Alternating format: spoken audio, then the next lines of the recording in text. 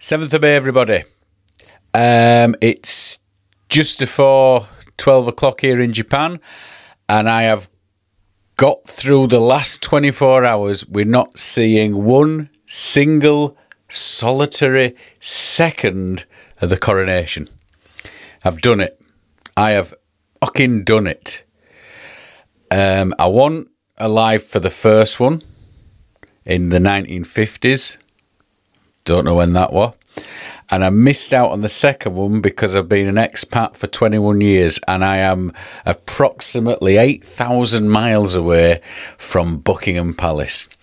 I made sure I went nowhere near the TV and I've stayed off any sort of social media because I do not care. I do not care. Now, switching the TV on this morning and watching the Japanese news, you see all these flag wavers in the UK giving it the big licks as Charles and the old scarecrow come past in a golden carriage. And I'm thinking to myself, well, I don't know any of those people that are going out of the way and doing that until you look online. And you see. Now, the royals. Here are my problems. Especially with this one. So, for starters, the woman he's married to, Camilla.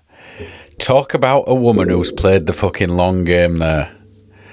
I mean, she were at it with Charles well before he got married.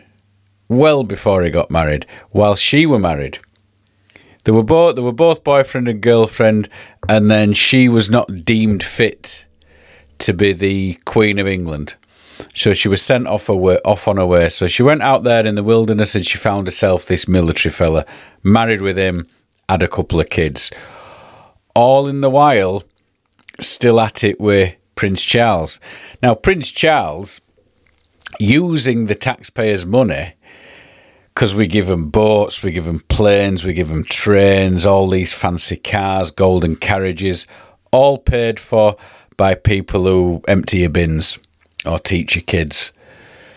So Charles being Charles, he's got this royal train, he's going from city to city doing his royal duties, and then he's stopping off at some railway sidings, getting her on train, doing what you do, and then kicking her off.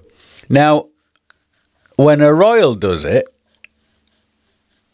is it more upper class? Because I'm just thinking, if I went down to some railway siding somewhere in the Midlands of England and I found somebody who were prepared to have sex with me up against the carriage of a train, it would get called disgraceful. You're a married man, Darren. You've got a couple of kids.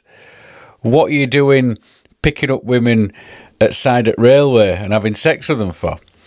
And I can see your point. I can see your point completely. But when a royal does it, on his royal train, paid for by me, a love story. It was a love story in the making. Love story, my left nut. Now, for this love story to have a story like this, is it an happy ending?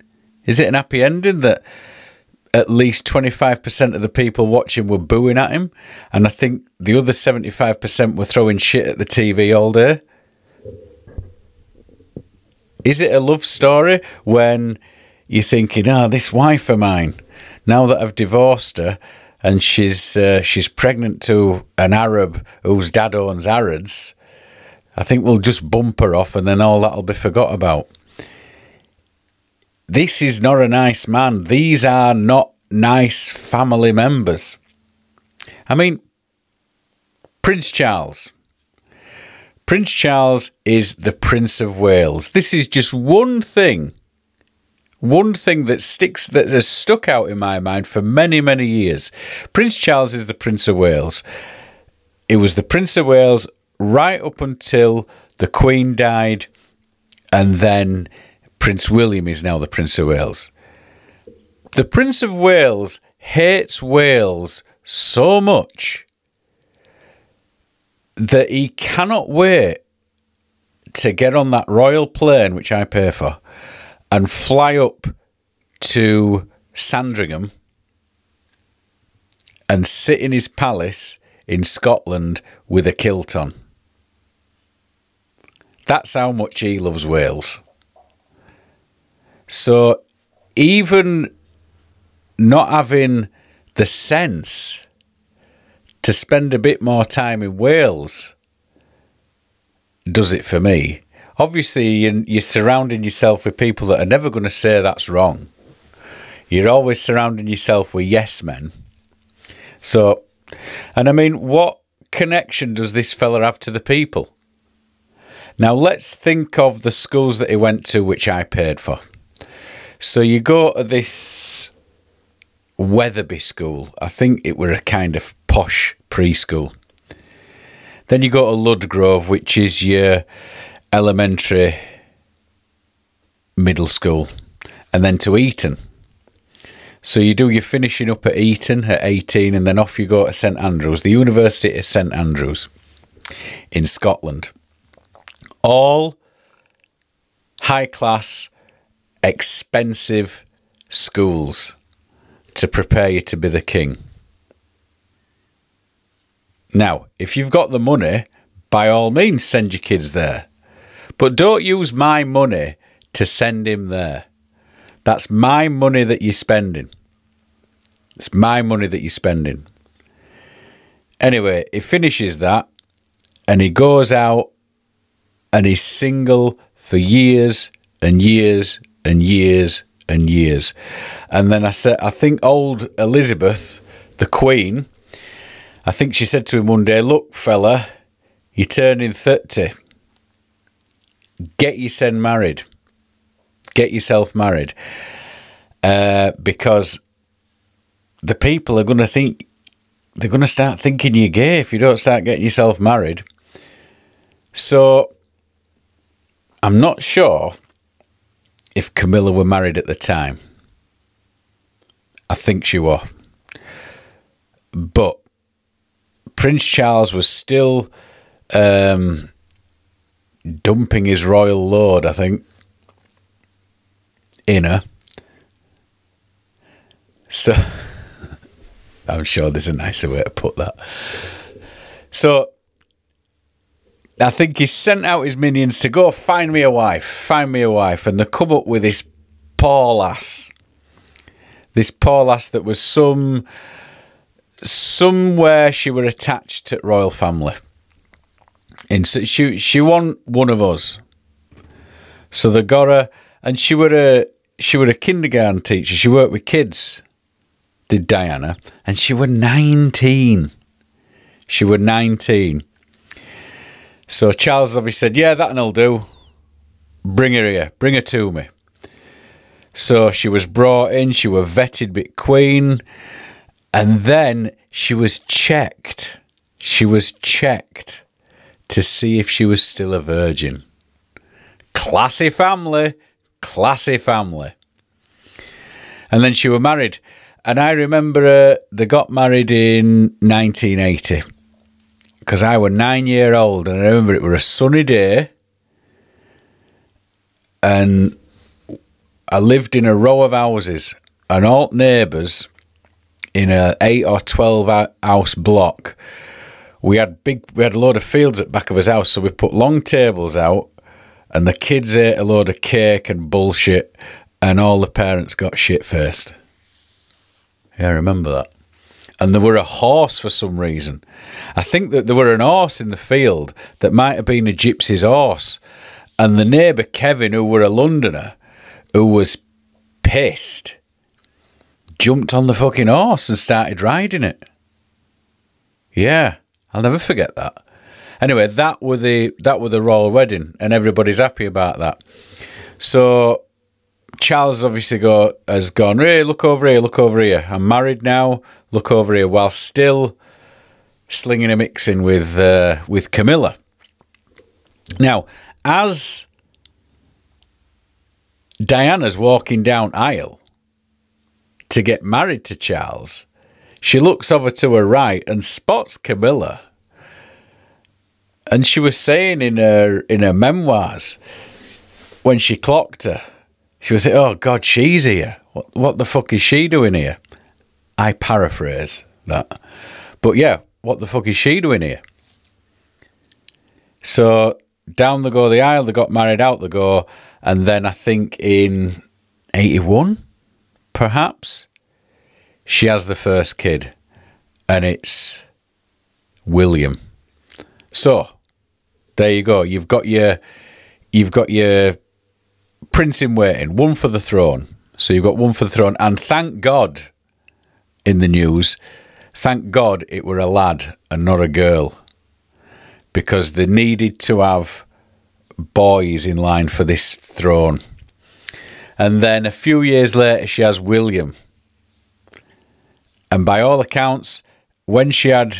No, what she didn't have William, she had Harry, didn't she? When she had Harry, Charles walked in and said, well, we've got one for the throne and this is for your own. One for the throne, this one's your own. That's what he said to her. Walked out. So everybody complaining about Harry now, you can see why he's gone, fuck this shit, and slung his hook. Because that's the way he must have been treated his entire life. I've got a lot of time for Harry. Because he picked up this dime piece. He married this dime piece. And a dad's white, mother's black.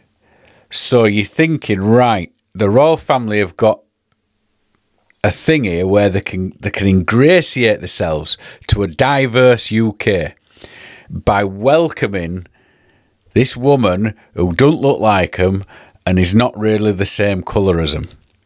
They can really embrace it now and get the whole country on side. Did they do it? No, of course they didn't do it.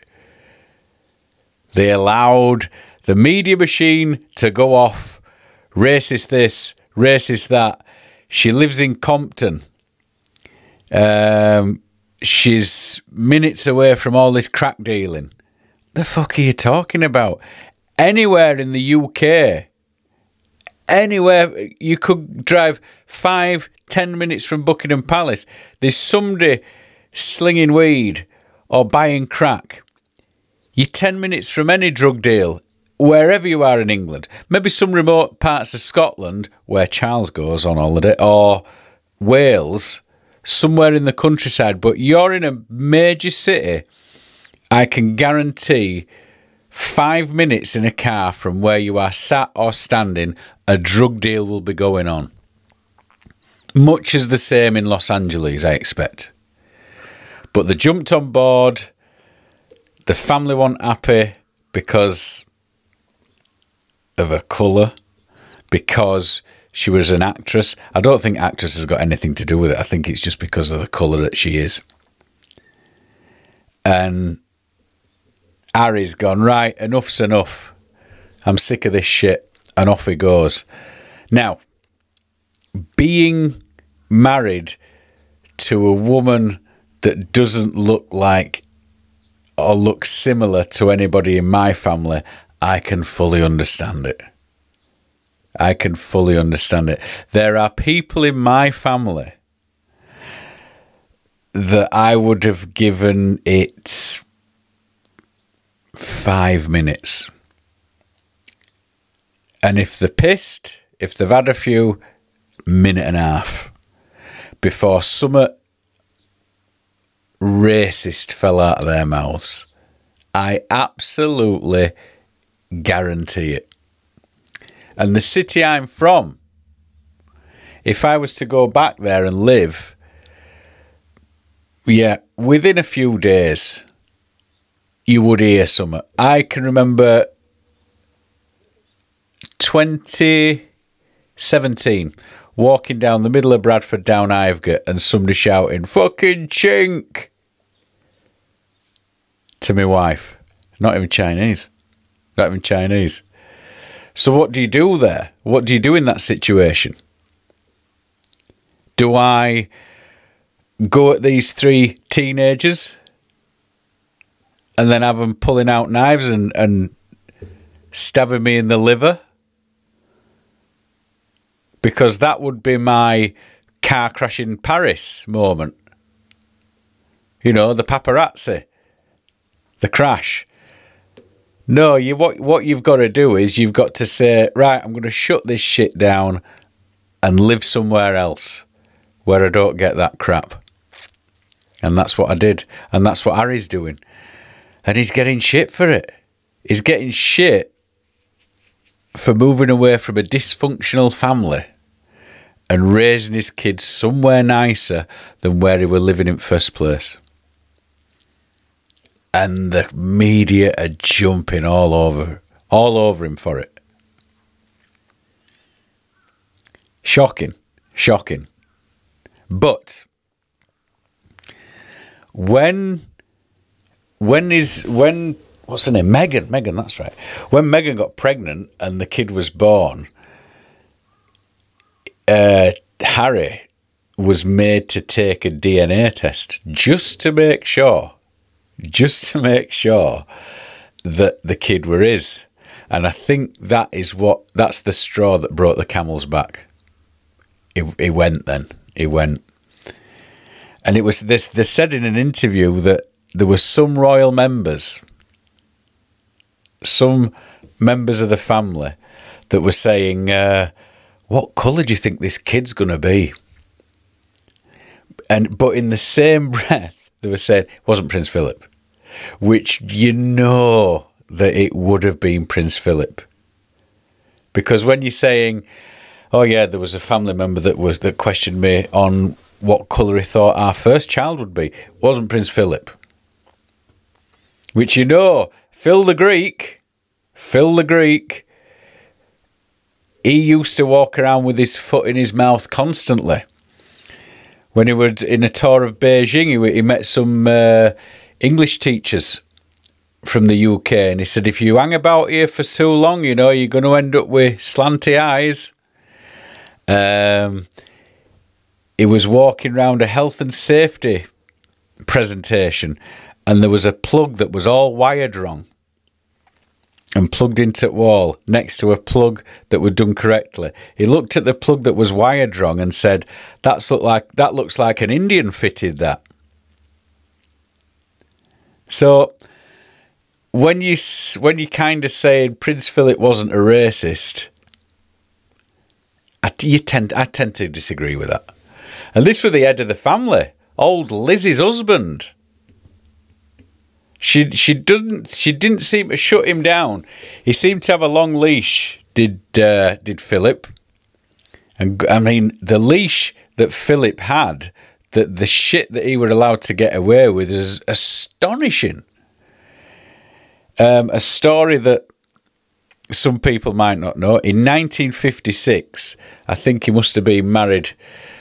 He must have been married 10 years, maybe a couple of kids already. And he just thought, fuck this, I'm going. So the Queen allowed him to just bugger off. And he got the Royal Britannia, the ship, the yacht Britannia, the ship Britannia, that we pay for, that the British public paid for, still pay for, and off they went. Off he went. Off he sailed down to the South Pacific for his 5-month stag do, all paid for by the British public. He toured all the islands, went down to Antarctica, New Zealand, Australia, the South Pacific Islands, and just got away with fucking murder. He was sailing into these islands, and the people of the islands kind of knew he were coming. So in the 1950s, obviously some of those people were living like it was 500, 600 years before. So they saw him as this South Pacific god that came out of a volcano. And women were brought to him in grass skirts and just say, there you go. There you go. Just paraded in front of him, and he got to do whatever a Greek would do. Probably broke some fucking plates as well. But yep, and then his staff would come to him in his bed of women and say, right, Phil, ship's ready, shall we get off? He gets himself dressed and just says, kill the ones I came in. And off he went. And he did that for 5 months. 5 months paid for by my countrymen. Now, Charlie, I think, is not going to be able to get away with the shit that they got away with before. That shit's not going to wash in England anymore. There's so many people that are tired of this bullshit, and they're not going to put up with it anymore. The people of Liverpool. Liverpool were playing Brentford yesterday, just as the coronation was going on. Now, a memo was sent around all 92 clubs, or the clubs that were playing at home, so half that number. And they were saying, you know, you could play the national anthem before kick-off. I mean, is the PFA that tone deaf that they would send a memo around saying play the national anthem before kick-off? Are you that tone fucking deaf? Deaf. That shit don't play north of Sheffield in the UK. We don't do the Royals. We don't do the Conservatives up there. We don't bother with all that bullshit. So, before the Liverpool-Brentford game, they start playing the national anthem. The first bars that came out of that loudspeaker were booed down. And to the people on the terraces at Anfield, thank you for speaking for the rest of the country, because nobody could hear that national anthem. And it panned round players, and I only saw Jordan Henderson singing. Trent Alexander-Arnold wasn't bothering, and that were the only two Englishmen that they were filming. But yeah, Jordan Henderson were mouthing some words, but nobody else seemed to be doing it. But the fans of Liverpool drowned out that national anthem, which is just fantastic. Just fantastic. And then it panned over to the Brentford fans, and because they're just a stone's throw away from Buckingham Palace, there were a few of them in Union Jack coats and a Union Jack bowler hat. But apart from them couple of fellas, I didn't see anybody else that were getting behind it. I didn't see anybody else that were getting behind it at all. So that is a good sign that we're not going to be putting up with it. Charles. So he's, what now? His Royal Crest CR3? CR3? Obviously it's CR7. As soon as you say CR in England, you're thinking Cristiano Ronaldo. Not Charles Regina, Vagina, whatever it fucking is. CR is followed by a 7. It's not followed by a 3. So you're not even original in that, Charles. You're not even original in that. So you're tone deaf with that as well. Prince of Wales, loving Scotland more than Wales. Get it? Just pretend for us, will you? Just pretend for a while, and you'll get more folk on side. I mean, I'm a fella from Yorkshire. Do you know who our royal is? The Duke of fucking York. And who's the Duke of York? Prince Andrew. The raping, paedophile royal, the Duke of York. So he's the fella that Yorkshire folk are supposed to look up to. We should design our lives in his image.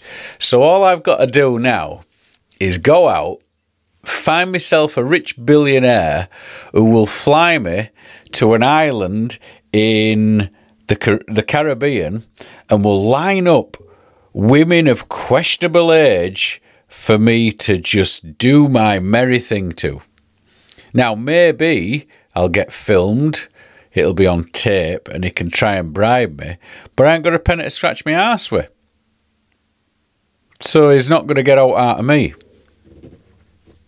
But to a royal, here, Randy Andy, come here, lad. Look at these women here. Yeah, of course she's 18. I mean, she looks a bit young. Don't you worry, but she's 18. I wouldn't be allowed to fly him here if they were underage now, would I? Would I? I mean, look at Bill Gates.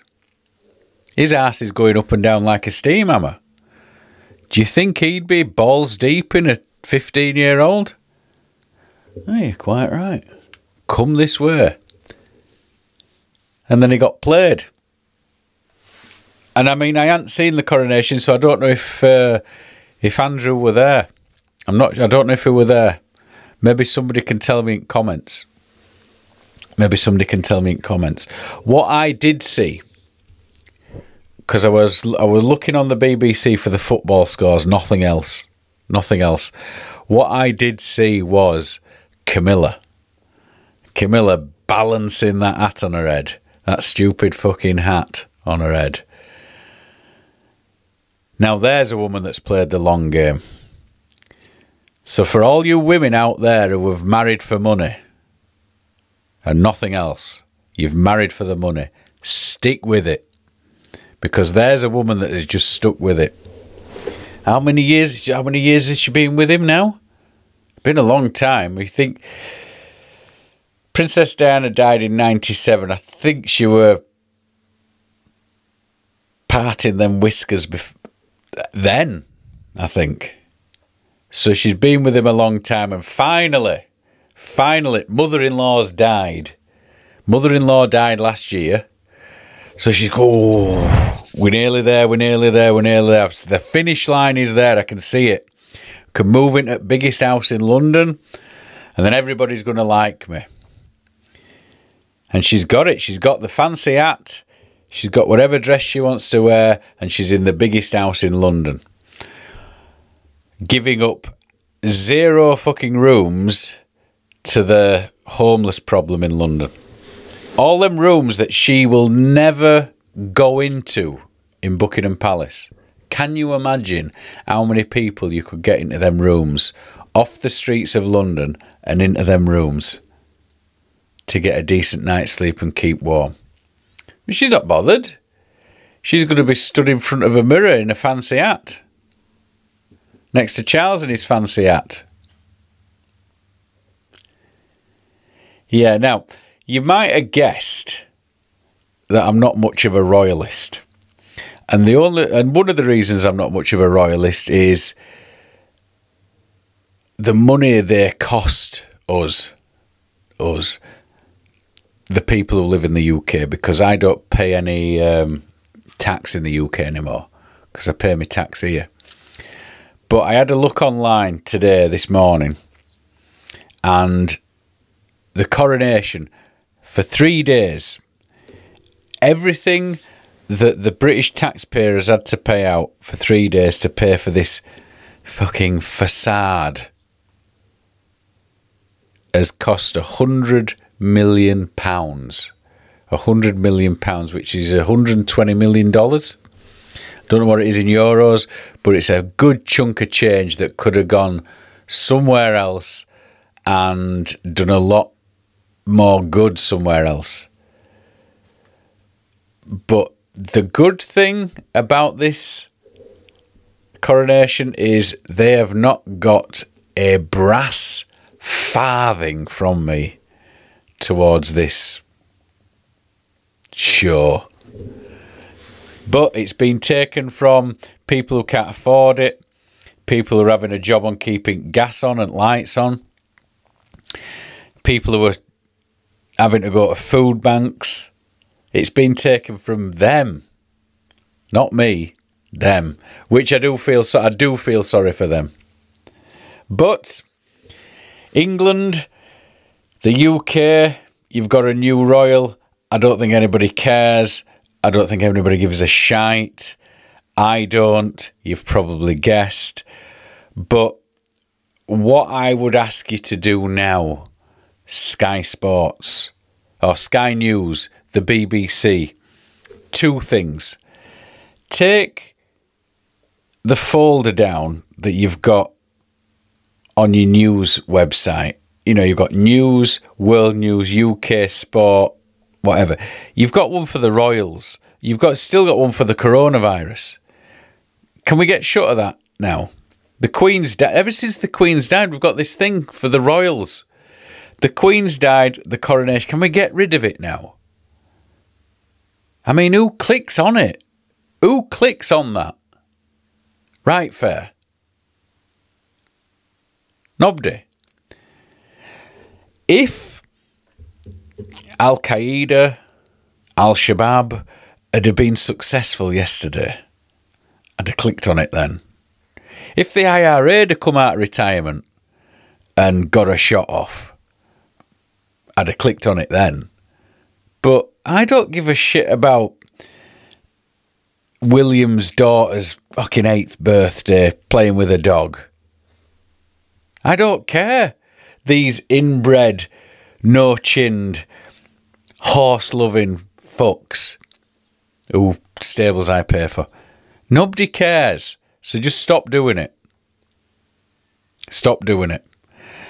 And the law of averages says, I mean, Prince Charles is 74. If he lives as long as his dad, he's got another 25 years of this bullshit before William steps up. So, fingers crossed, we can get shut of the monarchy. Charles dies, he's the last king of England, and then we're done with that crap. Please, people of the UK, stand up and get rid of these fucking inbreds. And that's that. I will speak no more of the royals unless there's a successful attack. Right. Thank you very much for listening. Again, I thank you every end of the podcast every week. I'm thanking you because my downloads, I don't know why it's getting more successful. I ain't got a clue. I'm just being myself and I'm fucking ranting for half an hour every week. If that's what you enjoy, I've got plenty in the tank for that. So thank you again. Thank you all for downloading. Keep watching, keep downloading and keep sharing. And I will see you next week.